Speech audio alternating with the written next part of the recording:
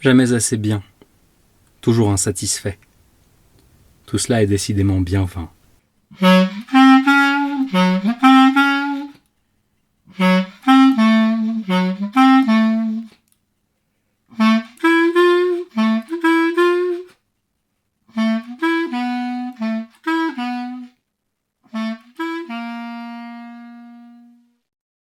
La revue Rue Saint-Ambroise et l'association Rue du Conservatoire vous proposent Fleurs de rhétorique d'Olivia Léry.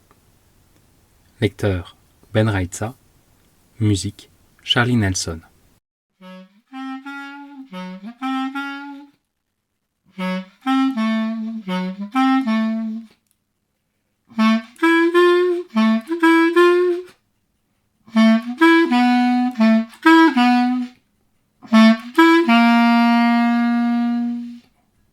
Il fait bon en cette fin juin. 23 degrés. Une température idéale. Entre la station de métro Cluny et le 17 rue de la Sorbonne, le soleil caresse gentiment le macadam et lui se sent aussi léger que les flâneurs d'après-midi. Étudiant presque libéré des sessions d'examen, jeune fille en robe légère, touriste à appareil photo. Costume de lin beige sur chemise de soie prune, façon dandy. Il aime se vêtir crânement, à la manière des auteurs décadents qu'il adule.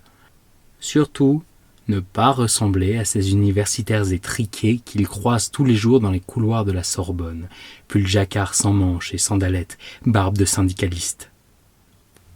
Son jury de thèse ne manquera pas de présenter quelques beaux spécimens de l'espèce académique. Et lui a bien le temps de devenir vieux.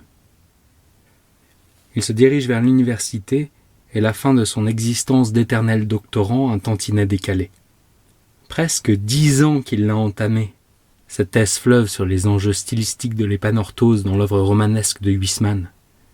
Des années de fougue d'abord, puis vinrent les atermoiements, les tergiversations et cette envie récurrente et tyrannique de tout planter là, ascèse de la réflexion pure, demande de bourse, candidature, colloques internationaux, étudiants captifs et les éternels coupages de cheveux en 4.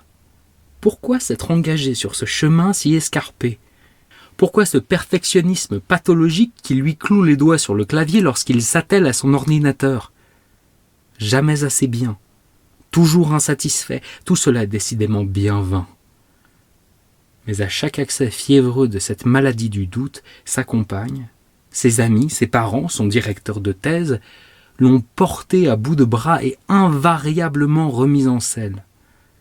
Si proche du but, tant d'années de travail et tu comptes tout abandonner ? Ce n'est plus le moment de faire machine arrière. Sois raisonnable. Vraiment, je ne te comprends pas. Tu as tout ce qu'il faut pour réussir, mon chéri. Tout le monde te le dit. Au cœur des donneurs de leçons, s'est même joint le directeur de l'école doctorale, admirateur fervent de la virtuosité de ses recherches et du brio de son éloquence. Accrochez-vous, mon petit Alain. Vous tenez là un sujet magnifique. Vous êtes déjà reconnu dans le domaine, vous faites partie des spécialistes de la question, pas de doute là-dessus. Ne sous-estimez pas la valeur de votre travail. D'ailleurs, cela fait bien longtemps que vous devriez être docteur, et vous l'êtes déjà dans notre esprit. À 32 ans, il est bien temps d'entrer dans le métier. Au travail, mon cher, il faut désormais conclure. Il ne reste plus qu'à obtenir le sésame ouvre-toi, et ce serait dommage de vous en priver. Et il finissait toujours par remettre sur le métier son ouvrage, pour éviter d'achever ses jours sous la corrosion de la culpabilité. De pas minuscules en risibles avancées, il est parvenu au bout de ses 723 pages, hors annexe. Le grand œuvre pèse son poids grotesque au fond de la mallette. Il se sent léger, pourtant. Le panégyrique du pré-rapport de soutenance ne peut qu'être rassurant. La joute oratoire de 3 heures se présente comme une quasi-formalité. Il pense avoir envisagé toutes les objections. Ses arguments s'enchaîneront avec fluidité. Depuis le temps qu'il traque tous les cas les plus farfelus d'épanorthose dans les recoins de la moindre phrase de son auteur préféré. Déjà résonne à ses oreilles la pompeuse sentence. Monsieur Alain Lefrère, le jury réuni ce jour vous déclare docteur en littérature française, avec la mention très honorable et les félicitations du jury à l'unanimité. Et tous les tralala d'usage. C'est d'un pas déterminé et serein qu'il pénètre dans la cour de la Sorbonne. Sur les pavés, des grappes d'étudiants rêvent déjà de plage ou commencent à envisager la possibilité de la seconde session d'examen. Sous les arcades, des touristes japonaises poussent des petits rires d'émerveillement devant la richesse du patrimoine parisien. Quant à lui, il longe la chapelle, tête haute, et embrasse d'un regard plein de dévotion les statues de la poésie et de l'éloquence. Puis il pénètre avec assurance dans le grand hall, où les marbres immaculés lui font un accueil digne de ce jour de triomphe. La statue d'Homère chante déjà l'épopée de sa réussite. Tel un héros grec gravissant l'Olympe, il prend possession de l'amphithéâtre Louis Liard, réservé aux grands événements académiques. Il faudra remercier chaleureusement son directeur de thèse d'avoir pu réserver pour cette occasion ce temple des joutes académiques, honneur auquel n'ont pas eu droit ses camarades qui ont soutenu ces dernières années. Voilà qui est de bon augure. Posté à l'entrée de la salle, il prend une ample inspiration, lève la tête vers le plafond peint par Chemer et jette un regard complice à son compagnon de fortune, ce candidat qui se présente devant les déesses hautaines, la vérité, la philosophie, la science et l'histoire, comme pour lui dire avec un clin d'œil que c'est dans la poche. Il embrasse du regard cette salle majestueuse aux rangées de bancs serrés où un public nombreux et conquis d'avance ne devrait pas tarder à s'installer. Depuis les médaillons sculptés sur les murs, les aînés, Pascal, Racine et Descartes, braquent sur lui leur regard sévère. Ils ne lui pardonneraient pas la moindre ambiguïté dans l'argumentation.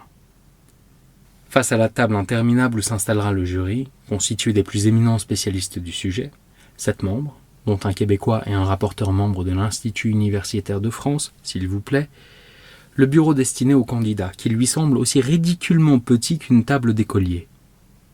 Mais il ne se laissera pas impressionner. Il se poste derrière le bureau, reprend une large respiration. En déposant les lourds volumes de cette somme qu'il a mis si longtemps à produire, il s'appuie de ses poings fermés sur le bureau, dans une posture conquérante qu'il maintient une longue minute. C'est là qu'il sent un rayon de soleil qui vient effleurer sa main. Il la retourne, baigne son poignet dans le faisceau ensoleillé.